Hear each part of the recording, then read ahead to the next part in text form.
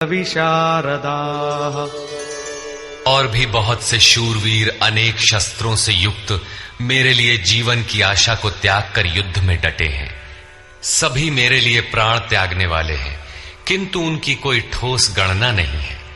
अब कौन सी सेना किन भावों द्वारा सुरक्षित है, इस पर कहते हैं अपर्याप्तं तदस्माकं बलं भीष्माभिरक्षितम् पर्याप्तं त्विदमेतेषां बलं भीमाभिरक्षितम्। भीष्म द्वारा रक्षित हमारी सेना सब प्रकार से अजेय है और भीम द्वारा रक्षित इन लोगों की सेना जीतने में सुगम है। पर्याप्त और अपर्याप्त जैसे श्लिष्ट शब्द का प्रयोग दुर्योधन की आशंका को व्यक्त करता है। अतः देखना है कि भीष्म कौन सी सत्ता है जिस पर कौरव निर्भर करते हैं, तथा भीम कौन सी सत्ता है जिस पर दैवी संपद संपूर्ण पांडव निर्भर है। दुर्योधन अपनी व्यवस्था देता है कि अयनेषु च सर्वेषु यथा भागमवस्थिताः भीष्ममेवाभिरक्षन्तु भवन्तः सर्व एव हि। इसलिए सब मोर्चों पर अपनी अपनी जगह स्थित रहते हुए आप लोग सबके सब भीष्म की ही सब ओर से रक्षा करें। यदि भीष्म है तो हम अजेय हैं, इसलिए आप पांडवों से न लड़कर केवल भीष्म की ही रक्षा करें। कैसा योद्धा है भीष्म, जो स्वयं अपनी रक्षा नहीं कर पा रहा है, कौरवों को उसकी रक्षा व्यवस्था करनी पड़ रही है। ये कोई बाह्य योद्धा नहीं, ब्रह्म ही भीष्म है। जब तक ब्रह्म जीवित है तब तक विजातीय प्रवृत्तियां कौरव अजेय हैं। अजेय का ये अर्थ नहीं कि जिसे जीता ही ना जा सके, बल्कि अजेय का अर्थ दुर्जय है, जिसे कठिनाई से जीता जा सकता हो। महा अजय संसार रिपु जीत सकई सो वीर। यदि भ्रम समाप्त हो जाए तो अविद्या अस्तित्वहीन हो जाए। मोह इत्यादि जो आंशिक रूप से बचे भी हैं, शीघ्र ही समाप्त हो जाएंगे। भीष्म की इच्छा मृत्यु थी, इच्छा ही भ्रम है। इच्छा का अंत और भ्रम का मिटना एक ही बात है। इसी को संत कबीर ने सरलता से कहा, इच्छा काया इच्छा माया इच्छा जग उपजाया। कह कबीर जे इच्छा विवर्जित ताका पार न पाया। जहां भ्रम नहीं होता वो अपार और अव्यक्त है। इस शरीर के जन्म का कारण इच्छा है, इच्छा ही माया है और इच्छा ही जगत की उत्पत्ति का कारण है। सो कामयत तदैक्षत बहुश्याम प्रजायेय इति। कबीर कहते हैं, जो इच्छाओं से सर्वथा रहित हैं, तिनका पार न पाया। वे अपार अनंत असीम तत्व में प्रवेश पा जाते हैं। यो कामो निष्काम आप्त काम आत्म कामो न तस्य प्राणा उत्क्रामंति ब्रह्म व सन ब्रह्माप्येति। जो कामनाओं से रहित आत्मा में स्थिर आत्म स्वरूप है, उसका कभी पतन नहीं होता। वो ब्रह्म के साथ एक हो जाता है। आरंभ में इच्छाएं अनंत होती हैं और अंततो गत्वा परमात्म प्राप्ति की इच्छा शेष रहती है। जब ये इच्छा भी पूरी हो जाती है तब इच्छा भी मिट जाती है। यदि उससे भी बड़ी कोई वस्तु होती तो आप उसकी इच्छा अवश्य करते। जब उससे आगे कोई वस्तु है ही नहीं तो इच्छा किसकी होगी। जब प्राप्त होने योग्य कोई वस्तु अप्राप्त न रह जाए तो इच्छा भी समूल नष्ट हो जाती है और इच्छा के मिटते ही भ्रम का सर्वथा अंत हो जाता है। यही भीष्म की इच्छा मृत्यु है। भीम द्वारा रक्षित इन लोगों की सेना जीतने में सुगम है। भाव रूपी भीम, भावे विद्यते देवः, भाव में वो क्षमता है कि अविदित परमात्मा भी विदित हो जाता है। भाववस्य भगवान सुख निधान करुणा अयन। श्री कृष्ण ने इसे श्रद्धा कहकर संबोधित किया है। भाव में वो क्षमता है कि भगवान को भी वश में कर लेता है। भाव से ही संपूर्ण पुण्यमयी प्रवृत्ति का विकास है। ये पुण्य का संरक्षक है तो इतना बलवान कि परम देव परमात्मा को संभव बनाता है, किंतु साथ ही इतना कोमल भी है कि आज भाव है तो कल अभाव में बदलते देर नहीं लगती। इष्ट में लेश मात्र भी त्रुटि प्रतीत होने पर भाव डगमगा जाता है। पुण्यमयी प्रवृत्ति विचलित हो उठती है, इष्ट से संबंध टूट जाता है। इसलिए भीम द्वारा रक्षित इन लोगों की सेना जीतने में सुगम है। महर्षि पतंजलि का भी यही निर्णय है। स तु दीर्घकाल नैरंतर्य सत्कारा सेवितो दृढ़ भूमि। दीर्घ काल तक निरंतर श्रद्धा भक्ति पूर्वक किया हुआ साधन ही दृढ़ हो पाता है।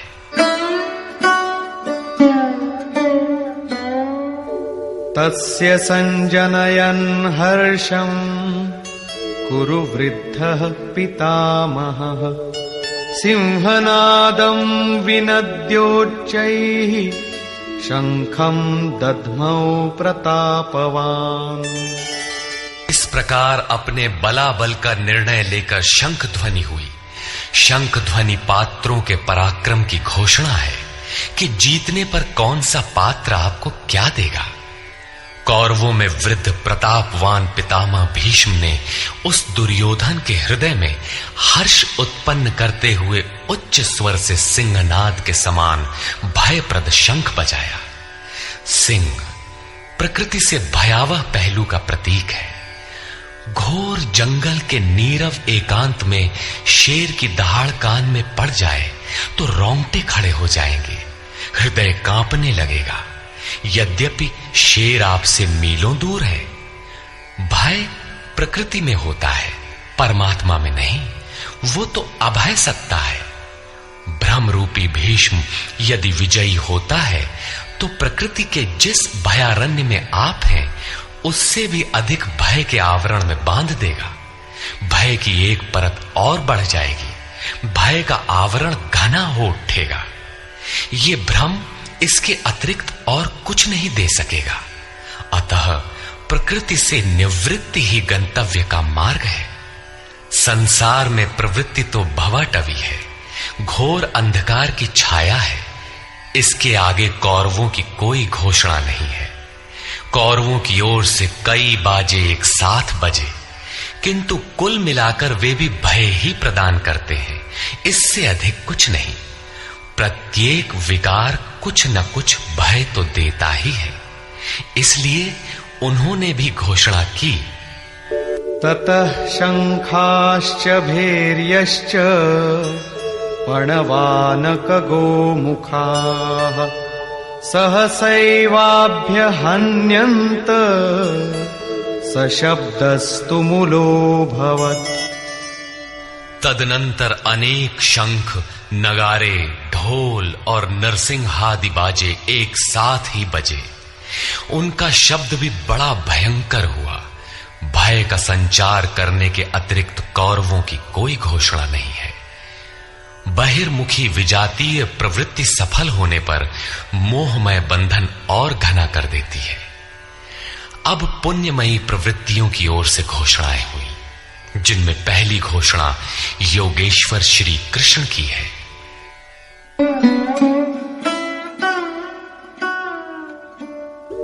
ततः श्वेतैर्हयैर्युक्ते महती स्यन्दने स्थितौ माधव पाण्डवश्चैव दिव्यौ शंखौ प्रदध्मतु।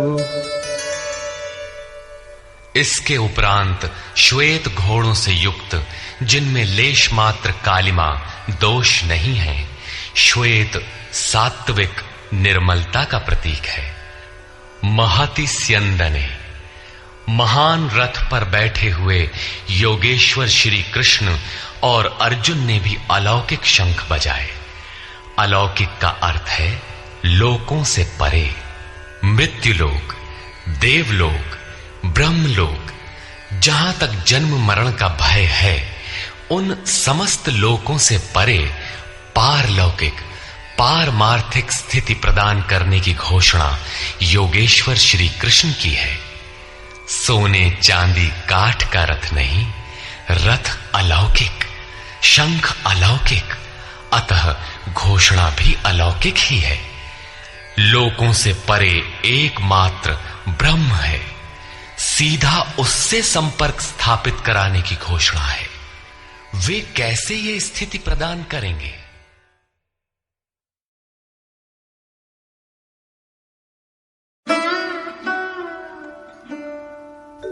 पाञ्चजन्यम् ऋषिकेशो देवदत्तम् धनञ्जयः पौण्ड्रम् दध्मौ महाशङ्खम् भीमकर्मावृकोदरः।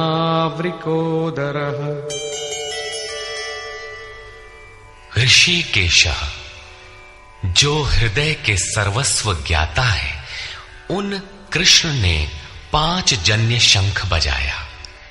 पांचों ज्ञानेंद्रियों को पंच तन्मात्राओं शब्द, स्पर्श, रूप, रस, गंध के रसों से समेटकर अपने जन भक्त की श्रेणी में ढालने की घोषणा की। विकराल रूप से बहकती हुई इंद्रियों को समेटकर उन्हें अपने सेवक की श्रेणी में खड़ा कर देना हृदय से प्रेरक सद्गुरु की देन है। श्री कृष्ण एक योगेश्वर सद्गुरु थे। शिष्यस्तेहम्, भगवन मैं आपका शिष्य हूं। बाह्य विषय वस्तुओं को छोड़कर ध्यान में इष्ट के अतिरिक्त दूसरा न देखें, दूसरा न सुने, न दूसरे का स्पर्श करें। यह सद्गुरु के अनुभव संचार पर निर्भर करता है। देवदत्तम धनंजयः, दैवी संपत्ति को अधीन करने वाला अनुराग ही अर्जुन है। इष्ट के अनुरूप लगाव, जिसमें विरह, वैराग्य, अश्रुपात हो। गदगद गिरा नयन बह नीरा, रोमांच हो। इष्ट के अतिरिक्त अन्य विषय वस्तु का लेश मात्र टकराव न होने पाए, उसी को अनुराग कहते हैं। यदि ये सफल होता है तो परम देव परमात्मा में प्रवेश दिलाने वाली दैवी संपद पर आधिपत्य प्राप्त कर लेता है। इसी का दूसरा नाम धनंजय भी है। एक धन तो बाहरी संपत्ति है, जिससे शरीर निर्वाह की व्यवस्था होती है। आत्मा से इसका कोई संबंध नहीं है। इससे परे स्थिर आत्मिक संपत्ति ही निज संपत्ति है। बृहदारण्य कोपनिषद में याज्ञवल्क्य ने मैत्रेयी को यही समझाया कि धन से संपन्न पृथ्वी के स्वामित्व से भी अमृतत्व की प्राप्ति नहीं हो सकती। उसका उपाय आत्मिक संपत्ति है। भयानक कर्म वाले भीमसेन ने पौंड्र अर्थात प्रीति नामक महाशंख बजाया। भाव का उद्गम और निवास स्थान हृदय है, इसलिए इसका नाम वृकोदर है। आपका भाव लगाव बच्चे में होता है, किंतु वस्तुतः वो लगाव आपके हृदय में है, जो बच्चे में जाकर मूर्त होता है। ये भाव अथाह और महान बलशाली है। उसने प्रीति नामक महाशंख बजाया। भाव में ही वो प्रीति निहित है, इसीलिए भीम ने पौंड्र प्रीति नामक महाशंख बजाया। भाव महान बलवान है, किंतु प्रीति संचार के माध्यम से। हरि व्यापक सर्वत्र समाना, प्रेम ते प्रकट हो ही मैं जाना। अनंत विजयं राजा कुंती पुत्रो युधिष्ठिरः नकुलः सहदेवश्च सुघोषमणिपुष्पकौ। कुंती पुत्र राजा युधिष्ठिर ने अनंत विजय नामक शंख बजाया। कर्तव्य रूपी कुंती और धर्म रूपी युधिष्ठिर, धर्म पर स्थिरता रहेगी तो अनंत विजयम, अनंत परमात्मा में स्थिति दिलाएगा।